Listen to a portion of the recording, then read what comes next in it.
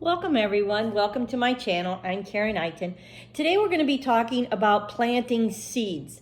So many of you are wanting to become plant-based eaters and live a plant-based lifestyle. Well, that also includes like growing your own vegetables, that way you have them on hand easier, and it's just really nice to be able to harvest your own herbs and vegetables and fruits and things to save them for winter time, so you have something to eat off of during the winter and you don't have to go to the store and purchase a whole lot of the fresh produce because you saved and canned it, or you froze it, or however you choose to preserve it.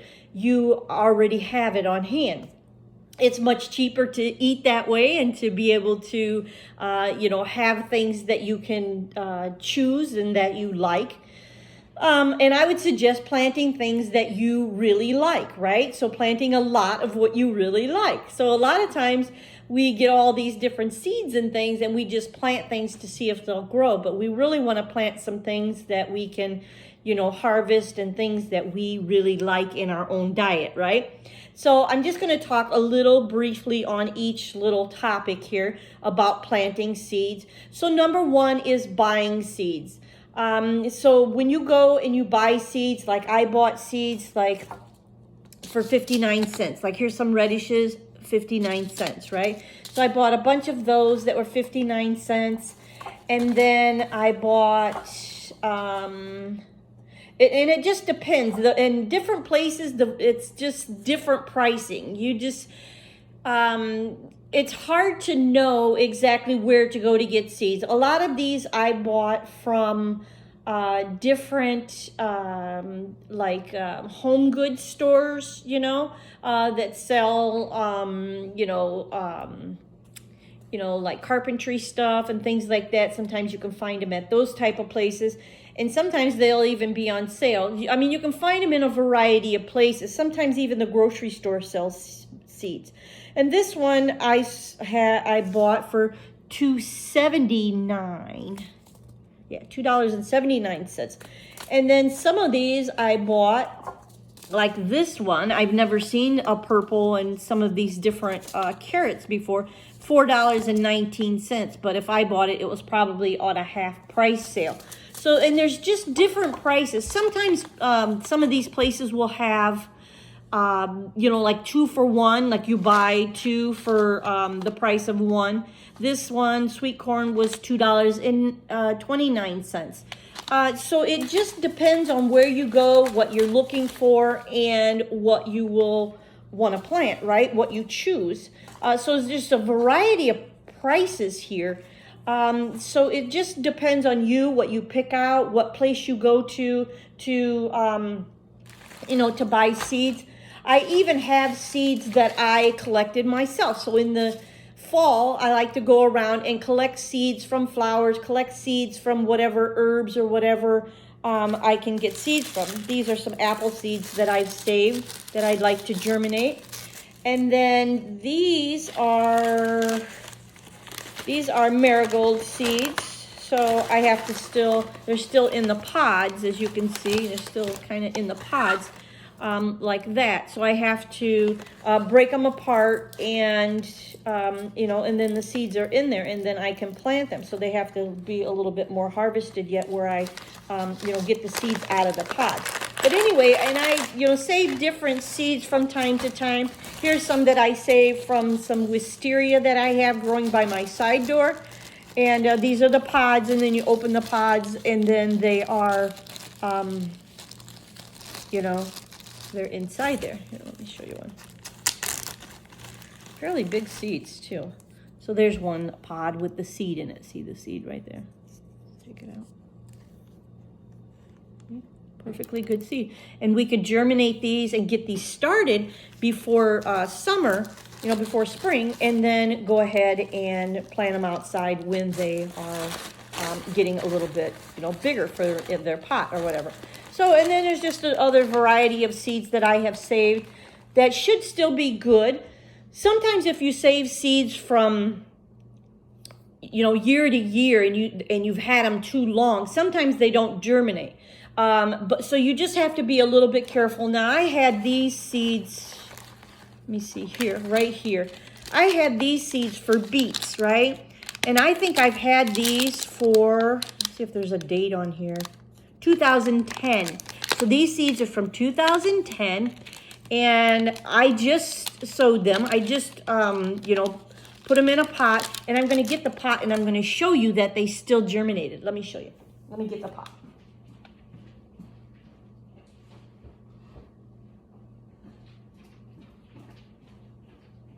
So I put them in a big, huge pot, and you can see that they're just starting, little babies. And I put a little, oops, I don't want them to be crunched down. They're just starting. Adorable. So I have them in my windowsill. Put that back. And I just watered them again this morning, so they're doing quite well. I'm really thrilled that they took off. I wasn't sure from having them from such a long time ago that they would even germinate again. So sometimes they do for me, and sometimes they don't. So it just depends on, what seed you have, maybe if they've, collected a little moisture, or if they have, maybe dried out from the sun, wherever you store them or whatever. You want to keep seeds dry. That's why I save different little paper bags like this from different things. Like this is from a cracker bag that I can put seeds and things in. So I do save some different stuff, recycle it with things like this. So I save some paper bags and some food storage bags that food already came in, and I just save it for different things, right? So I'm just going to share with you some of the different things that I'm going to be putting in my garden this year. And location is really important. So when you choose a location, you want to make sure that it has full sun. Usually you want to go by the directions on the back of what it suggests. And you want to make sure that you pick a nice location for it. And when you plant your seed, you want to make sure that you are putting it in a location that is recommended, like on the back of the package, right? And you also, depending on where you live, you want to make sure that you look at the map on the back of the seed package, right? So it will tell you about when to sow your seeds, in what month or whatever. So right here, if you can get a closer look at it. So it will tell you, when to plant your seeds for what area you live in, right? And you also have to be a little bit, not only will this tell you, but you also have to, the map will tell you, but you'll also have to just use your own discretion too. Like if you just had frost like 2 nights ago, you probably don't want to plant like the next couple days, right? You want to wait it out a little bit, right? So you have some sunny days and you have some warmer temperatures and warmer days before you really start to plant. You want to make sure that you're spending the money on it and putting them in the ground, and you want to make sure that they are going to germinate and produce and get to maturity. And you're going to bear fruit from it, right? So nobody wants to plant a garden that they don't reap the rewards, right? They don't want to do that. So just be careful of your location. That means, where you live in the world and, in the United States, and planting your seeds. Make sure that you know what is best for you. So then containers. So a lot of people plant they live in like a balcony, they have only a balcony, and they use containers to plant out of, to do it that way. And that's fine too. Raised beds are wonderful. My whole garden is an actual raised bed where we brought in manure and we brought in black dirt because we live on a sand dune. So not too much grows on a sand dune.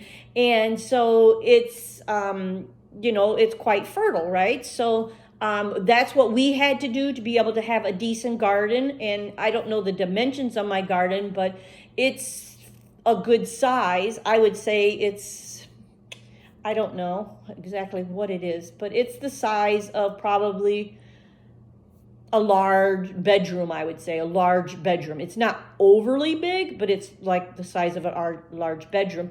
And it's also, we also have other berries and stuff planted around it. So we have strawberries and blueberries planted outside of the garden.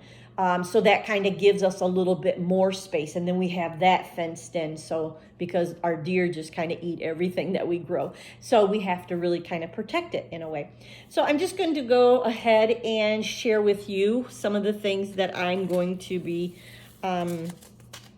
growing. And then just talking to you a little bit about some other little topics that go along with this, which is soil. So you want to make sure that you do bring in black dirt. You do have good potting soil.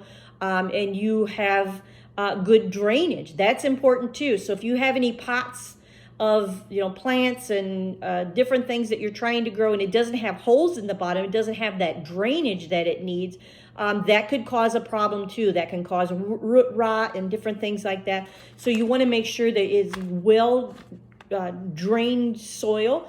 So what I do if I'm planting something inside of a, say for instance, a house plant or some sort of a in a pot, what I'll do is I'll put some bigger rocks in the bottom. I'll make sure it has holes at the bottom and then something to collect the water at the bottom. If it doesn't come with that pot, then I'll put some sort of an old plate or something that I'm not using for food anymore and put that on the bottom to collect the extra water that will come out of the bottom. So I'll put some rock and then I'll also put, then the black dirt, right? So you don't want to just put your black dirt, because if you have holes at the bottom, that black dirt will want to seep out with it, right? So you want to make sure that you, have it where it's well drained, it's going to drain, and it's also not going to just leak the soil out of the bottom of the pot. So, and then let's see. So when you sow the seeds, you want to make sure that you also read the directions, because it will tell you how deep to sow your seeds and how wide between one seed and the other seed that it should be. Because when seeds grow, some of these plants end up bushing out, right? Excuse me. So you'll want to make sure that you have, enough room for them to mature. Sorry about that. So you want to do that. And then another thing that's very important is lighting. So most of these fruits and vegetables that I plant call for full sun. So we do have a tree that is by our garden that actually blocked part of our garden last year. So we've been trimming that down so we do get more full sun. That's important for your plants to mature and to bear the fruit, right? So I'll be planting, let's see, carrots, muskmelon. I have 2 packages, those 2 different kinds, I think. Honey rock and Crenshaw. Sweet corn. And then here's some of the herbs. Let's see, dill. I don't like cilantro. We don't like cilantro, but it came in this group of seeds that I purchased together. So, and then chives. I already have chives planted in my kitchen, and I do have chives in my garden, but it's always nice to have another little patch of it. And then parsley and basil. I planted this last year. It was so dry here last year. And I wasn't feeling that well last year, and my garden kind of didn't do as well as I wanted it to, but this year I have a lot of energy that I'm going to be putting into it.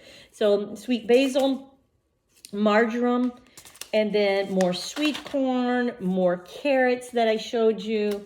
Let's see. So then we have turnip and dill. Now, dill, you have to be careful when you do plant dill, and I'm going to be planting it this year, but I'm going to be planting it outside of my garden in its own fenced-in area, because dill will just spread. It will take over everything. We lived in Nebraska for about 6.5 years, and we had a big garden out there, and we planted dill, and I tell you, it just went crazy. It came up volunteer, and we had people stopping by all the time and buying dill from us because it was just like, it went crazy. It just loved that garden. And then broccoli, show you.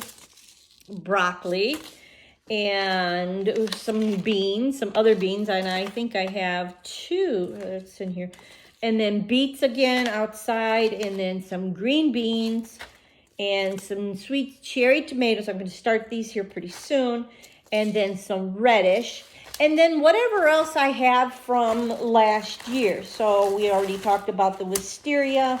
Let's see.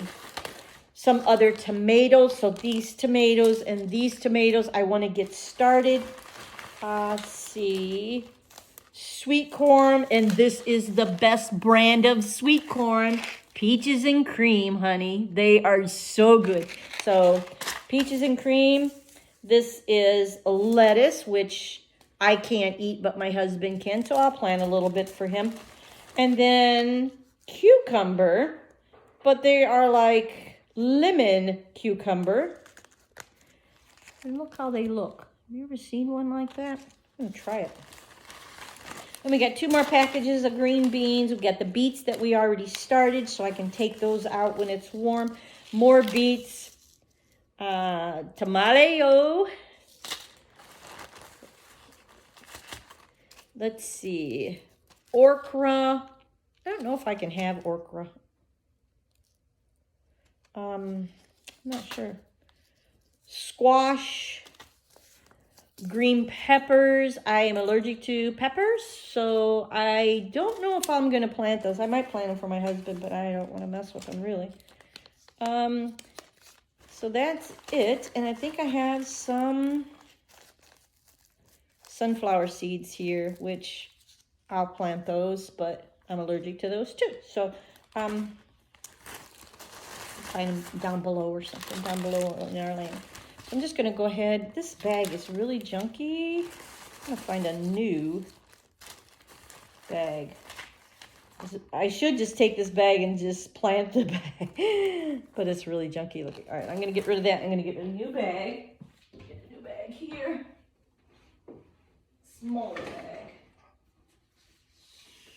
Let's see.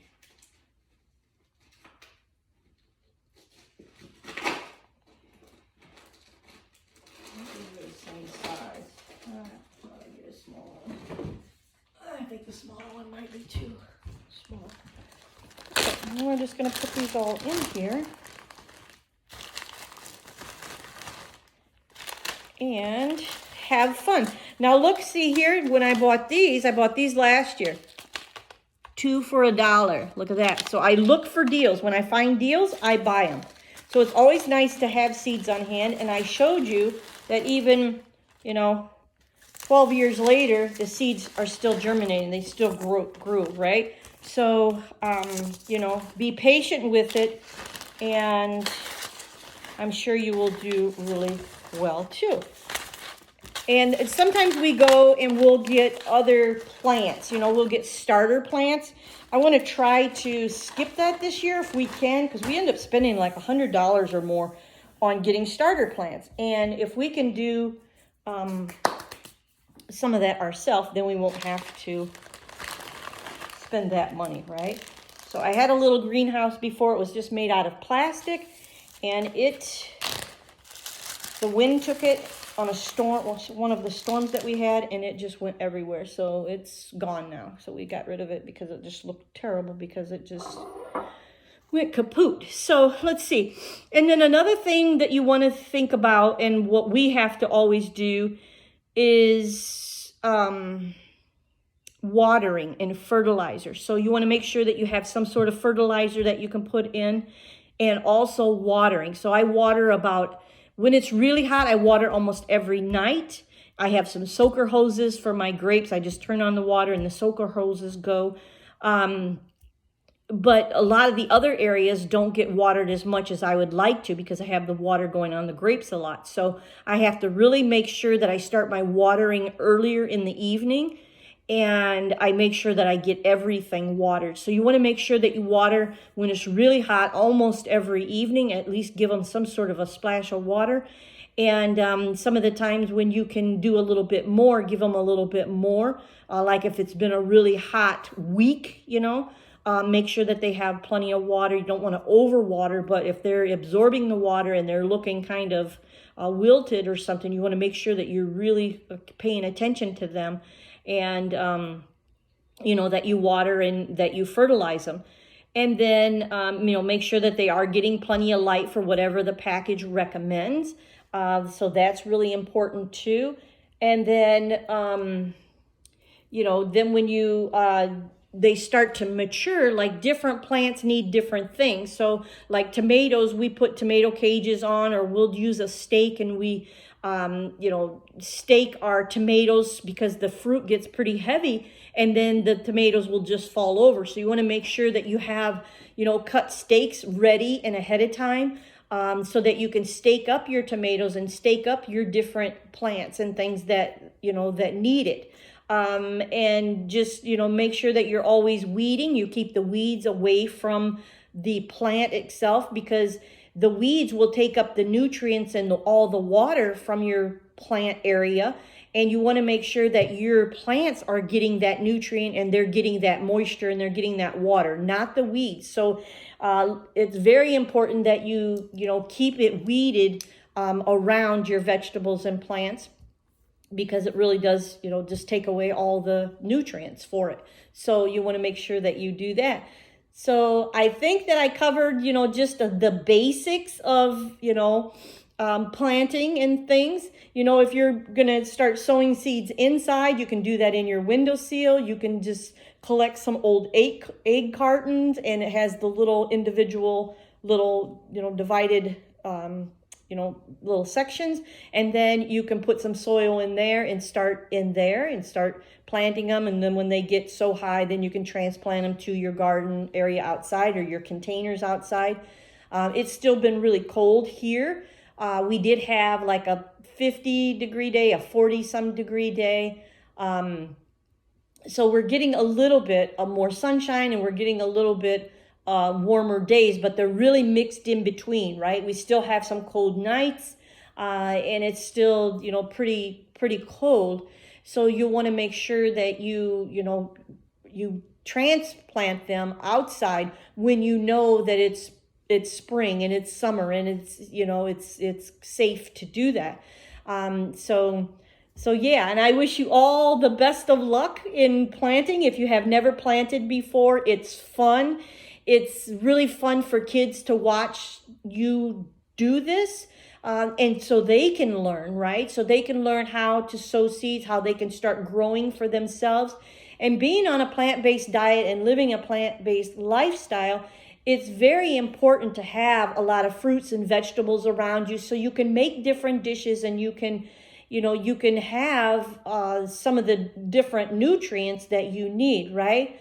And even with the big scare that's out there of, of transporting goods, and if, stock is going to run out at your stores or whatever, I don't know. I'm not going to get anybody into that hype of being scared about that.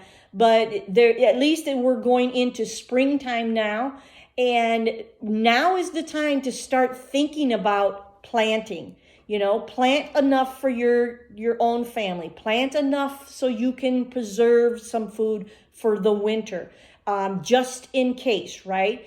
So it's always good to even, teach kids how to plant and what to do, and get them involved in how to grow their own foods. This is important. This is something that, I take my son out to my garden all the time, and I'm like, do you know what this is? Do you know what that plant is? Do you know what that is? And he's learning, right? He's not got his hands into it yet, but he's watching, he's learning, right? And if he had to, he could probably do it. But he's not interested in doing it, right? But I want him to know that, he should know how to do it. I think everyone should know how to plant some food that they like, to be able to harvest it and to eat it. It's a wonderful feeling when you're eating food that you know where it came from, you know what was involved in it, you know the hard work that went into it, and you know that it's healthy, right? You know absolutely everything that you put into it. And so I think that's really important for the next generation to learn, right? And to be able to start doing that too. So Thank you so much for watching this video. Again, my name is Karen Eiton. I'm a coach and I help people with wellness and to be able to get on and to start a plant-based diet because I was not feeling well and I had to change my whole world around in my diet. And for 3 days, I kind of starved myself because I didn't know what to eat, right? And I don't want anyone to go through that, what I went through, because you didn't know what to choose, right? And I would love to set up a plan for you and get you on the right track and to be able to guide you for 90 days and to help you along the way and to get on a healthier plan. So thanks so much for watching. I look forward to talking to you later in the next video. And also I will put a link to my calendar. So if you'd like to book a call with me and to just chat about you and your situation, I would love to talk to you. You can go ahead and book a call with me. And I'll also put a number in this description, a text where you can text me and ask me questions about the program and things like that. And maybe about, your eating problems or, your binging problems or whatever it is you're having. And we can start a conversation and talk about it, It's out there. It's happening to people all the time. I know I did a bit of binge eating. I am an emotional eater, so I have to have things in place and snacks in place that I can eat when I get upset, I get mad, or I get just worried. So I have to learn to control it, right? Now I go to the refrigerator and I'm like, it's not time to eat because I'm on a time schedule too when I eat, So it's not time to eat, but what am I worried about? What am I scared about? Or what's going on with me? I ask myself first, and then I close the fridge and I'm like, I'll wait until it's time for my snack, or I'll choose something that is really low in cal. So anyway, I talked enough and I'm going to go ahead and go for now. I'll put some links in the descriptions that can help you.